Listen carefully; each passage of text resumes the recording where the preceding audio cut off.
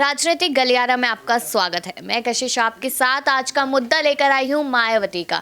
लगातार देखा जा रहा है कि उत्तर प्रदेश की सियासत एक के बाद एक करवट ले रही है। जहां पर पहले चुनाव था रामपुर और यहां पर देखा जाए खतौली का, मैनपुरी का, अब इससे अलग हटकर मुद्दा यहां पर सामने आ गया कि कौन सा गुट, कौन सी सरकार यहां पर किस तबके को घेरती नजर आएगी, किसको अपने वश में करती नजर आएगी, किसको अपने साथ करती नजर आएगी। अगर बात की जाए यहाँ पर मायावती की, तो कुछ खबरें सामने आई हैं जहाँ पर मुस्लिम समुदाय को पूरी तरीके से अपनी तरफ करने की हर एक कोशिश में जुट चुकी है, क्योंकि यहाँ पर मायावती को कहीं ना कहीं दिख गया है कि अखिलेश का साथ उन्होंने नहीं दिया, क्या पता अखिलेश उनका साथ ना दे, तो यहाँ पर कहीं ना कहीं अब उनका साथ पाने के लिए वो मुस्लिम समुदाय को अपनी तरफ करने की पूरी कोशिश कर रही है। और ये सारी कोशिशें इसलिए हो रही है क्योंकि अभी उपचुनाव हो गए और हो सकता है कि और भी उपचुनाव हो, फिर अगले साल बहुत सारे राज्यों में विधानसभा चुनाव है, फिर 2024 का समय है जब लोकसभा चुनाव, सबसे बड़े चुनाव जो होते हैं, जब यहाँ पर कोई नया पीएम बनेगा या फिर पीएम मोदी ही यहाँ पर रिपीट करते नजर आएंगे। ये सवाल दूसरा है, लेकिन मायावती को लेकर आज का हमारा एक खास प्रोग्राम है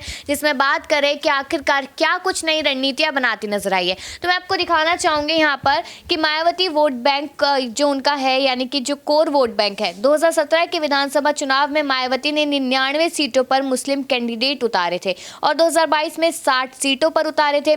कई जगह जीत हुई, कई जगह हार का सामना करना पड़ा, लेकिन उसके बाद अब देखा जाए तो यहाँ पर यही वजह है कि मुस्लिम नेताओं को पार्टी से जोड़ा जा रहा है ताकि आने वाले समय में अच्छा खासा फायदा हो सके। अब यहाँ पर पश्चिमी उत्तर प्रदेश में मुस्लिम समाज के बड़े चेहरे इमरान मसूद को समाजवादी पार्टी से बसपा में शामिल कराया, जो कहीं ना कहीं आजम खान के बहुत ज़्यादा करीबी माने जाते थे।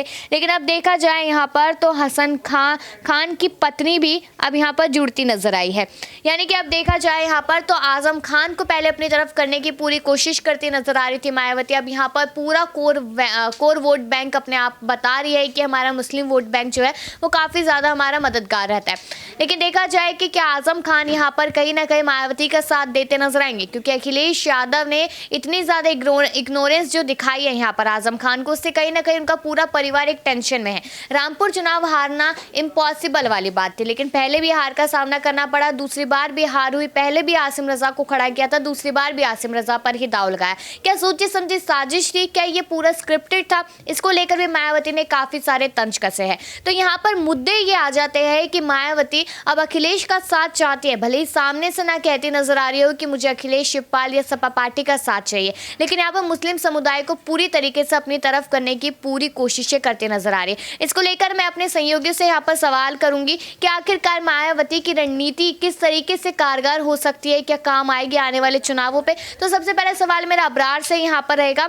अगर देखा जाए अबरार, यहाँ पर कहीं ना कहीं मायावती इस वक्त बहुत ज़्यादा सुर्खियों में, उन्होंने साथ नहीं दिया यहाँ पर अखिलेश यादव का, लेकिन अगर देखा जाए तो अब एक बार फिर से यहाँ पर मुस्लिम वोट बैंक को अपना कोर वोट बैंक बताती नजर आई है। कहा उन्होंने कि 2017 में भी फायदा हुआ था, 2022 में भी और 2024 में भी होगा। तो क्या माना जाए कि क्या अखिलेश यादव और शिवपाल को ऊपरी तरीके से मनाने की कोशिश यहाँ पर मायावती करती नजर आ रही है? देखिए, दरअसल मायावती पिछले एक डेढ़ साल से अगर देखें तो उनकी राजनीतिक बयानबाजी जो है बिल्कुल विपक्ष के ऊपर देखने को मिलती है और सत्ता पक्ष से वो सवाल नहीं पूछ रही, चाहे वो केंद्र की सरकार हो चाहे वो राज्य की सरकार हो।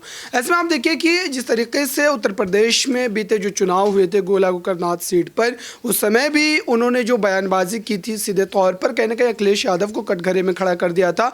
और साथ ही अभी भी मैनपुरी सीट पर जब नतीजे घोषित हुए तो उसके बाद भी अखिलेश यादव उनके निशाने पर थे और रामपुर सीट को लेकर के जो उन्होंने बातें कही है कि इस सीट पर कहीं ना कहीं अखिलेश यादव ने जो है भारतीय जनता पार्टी के साथ जो है समझौता कर लिया था, इस तरीके के गंभीर आरोप लगाए गए हैं। तो सबसे पहली बात तो ये कि मायावती को ये तय करना पड़ेगा कि वो अभी उत्तर प्रदेश की राजनीति में सक्रिय हैं कि नहीं है, क्योंकि उन्होंने अब तक इस तरीके के किसी बड़े मुद्दे पर योगी आदित्यनाथ सरकार के खिलाफ उस तरीके का मोर्चा नहीं खोला जैसा उनका आक्रामक जो तरीका पहले देखने को मिलता था। तो ऐसे में जनता के बीच भी एक संदेह की स्थिति ज़रूर है उनको लेकर के, और उनका जो कोर वोट बैंक है वो भी कहीं ना कहीं असमंजस में पड़ा हुआ है कि मायावती इतनी शांत क्यों है उत्तर प्रदेश की सियासत में। अब देखिए कि लगातार जिस तरीके से उनको लेकर के तरह तरह की बातें की जा रही है, ख़ास तौर से उनके भाई के ऊपर सीबीआई और ईडी का जो मामला आया था उसी को लेकर के शंकाएं जताई जा रही है कि दरअसल इन तरीक़ों के मुद्दों के उठने के बाद ही वो लगातार खामोशी अख्तियार की हुई है। तो यानी कि ऐसा माना जा सकता है कि पूरी कोशिशों में कहीं ना कहीं मायावती लगी हुई है, लेकिन यहाँ पर जो मुद्दा है मुस्लिम समुदाय का, जिसका कहीं ना कहीं सबसे ज़्यादा मेन आजम खान को लेकर खबरें जो आ रही कि लगातार आजम खान का सपोर्ट कर रही है। यहाँ पर कहा जा रहा है मायावती की इस तरह से कि स्क्रिप्टेड था ये जो चुनाव हुआ, दोबारा होना चाहिए। तो क्या लगता है कि मुस्लिम समुदाय को पूरी तरीके से अपनी तरफ करने के लिए कहीं ना कहीं आजम खान को निशाना बना रही है मायावती? देखिए, मायावती तो निशाना बना ही रही है, लेकिन अब मुस्लिम समाज का जो वोट बैंक है वो बीजेपी के पास जा रहा है, हर कोई देख रहा है। क्योंकि जो रिपोर्ट सामने है उसमें एक दावा ये किया गया था कि अगर केंद्र में सरकार बीजेपी की, राज्य में सरकार बीजेपी की, तो क्यों ना विधानसभा, नगर निकाय और लोकसभा सीटों पर भी बीजेपी को ही प्रत्याशी को जीत दिलाई जाए। इसीलिए आजम खान के प्रत्याशी हार गए, एक वजह वहाँ पर तलाश हो रही थी। दूसरा, सपा पार्टी परिवारवाद को बहुत बढ़ावा देती है। जब आजम थे तो आजम के परिवार से किसी को यासीम रजा जो साथी हैं, तो ऐसे लोग कई बार नकार भी देते हैं, कुछ ऐसे फैसले होते हैं। लेकिन मायावती का आजम के समर्थन में ही बात करना, मुस्लिमों को लेकर बातें करना, ये इस बात की ओर इशारा कर रहा था कि मायावती अपनी वापसी चाहती है। क्योंकि उनकी पार्टी से जो लोग जुड़े हैं वो नहीं चाहती उनका नुकसान हो, जो पार्टी से लोग जुड़े हैं उनका फ़ायदा ही हो, चाहे कुछ ही सीटों पर जीते लेकिन जीत हासिल करें।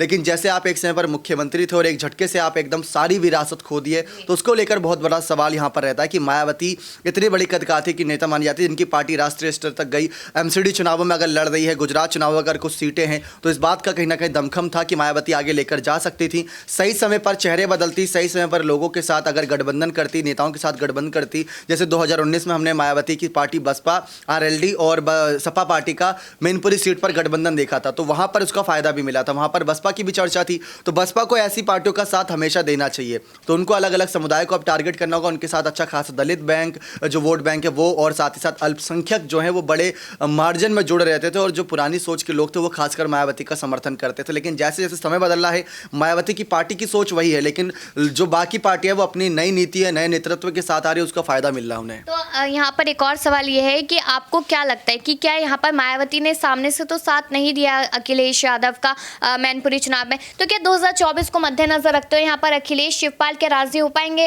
मायावती का साथ देने के लिए, उनके साथ गठबंधन करने के लिए? गौर किया जाए तो मायावती के पास इतना कुछ अब यहाँ पर बड़ा एक समर्थन का चेहरा भी नहीं मौजूद है कि मायावती का अगर ये चेहरा हमारा समर्थन कर दे तो हमें फायदा होगा। जैसे परसपा से तो शिवपाल हैं, आदित्य हैं, अगर वो समर्थन कर देंगे तो वोट बैंक पर असर पड़ता है। लेकिन मायावती के ऐसे कितने समर्थन के चेहरे? मायावती का वोट बैंक पिछले 8 सालों में देखा जाए तो काट दिया है सपा पार्टी ने। मुस्लिम का हो, दलित का हो, चाहे किसी भी समाज का हो, मुलायम का नाम ले लेकर उनका वोट बैंक भी काट दिया। मैनपुरी में भी देखने को मिला, और साथ ही साथ यहाँ पर आगे भी ऐसे ही देखने को मिलेगा। और ऊपर से बीजेपी उसमें सेंधमारी कर रही है, कांग्रेस भी है, सुभाषपा भी है। तो ये सारी पार्टियां कहीं ना कहीं दिक्कतें पैदा कर रही हैं मायावती पार्टी के लिए। तो मायावती के पास जाना, मायावती को यहाँ पर मनाना अखिलेश की मजबूरी नहीं, बल्कि मायावती को अखिलेश के पास आना चाहिए, ऐसी यहाँ पर अब चर्चा हो रही है। क्योंकि अखिलेश अपने आप को मजबूत कर रहे हैं, परिवार के दम पर ही सही, लेकिन अपने आप को मजबूत कर रहे हैं, उनकी चर्चा हो रही है। क्योंकि अगर पिछले 3 जो चुनाव हुए, खतौली, मैनपुरी और रामपुर में जीती, तो एक में ही जीती है बीजेपी, यानी कि उनका अभी भी दबदबा है सपा पार्टी का। 2 सीटों पर वो जीती है। खतौली जीत सकती थी बीजेपी, मैनपुरी जीत सकती थी अगर आजमगढ़ जीत लिया था। तो बीजेपी ने अगर यहाँ पर हार का मुंह देखा है तो कहीं ना कहीं बीजेपी वापसी नहीं, बल्कि उनका यहाँ पर पलटवार हो रहा है सपा पार्टी का बीजेपी पर। ये बड़ी जीत हो सकती है। तो ऐसा माना जा सकता है, क्योंकि अगर देखा जाए तो इस वक्त मायावती को जरूरत है, यहाँ पर अखिलेश और शिवपाल को जरूरत है, क्योंकि शिवपाल की वजह से अखिलेश यादव यानी डिंपल यादव की जीत हुई। तो यहाँ पर सवाल यही है आप लोगों से कि क्या आपको भी लगता है कि मायावती को कहीं ना कहीं अखिलेश और शिवपाल की जरूरत है, और क्या वो उनको अपना समर्थन दे पाएंगे 2024 को देखते हुए या फिर नहीं? इस पर अपनी राय जरूर दीजिएगा, और बाकी ऐसी खबरों के लिए देखते रहिए नेक्स्ट टाइम न्यूज़।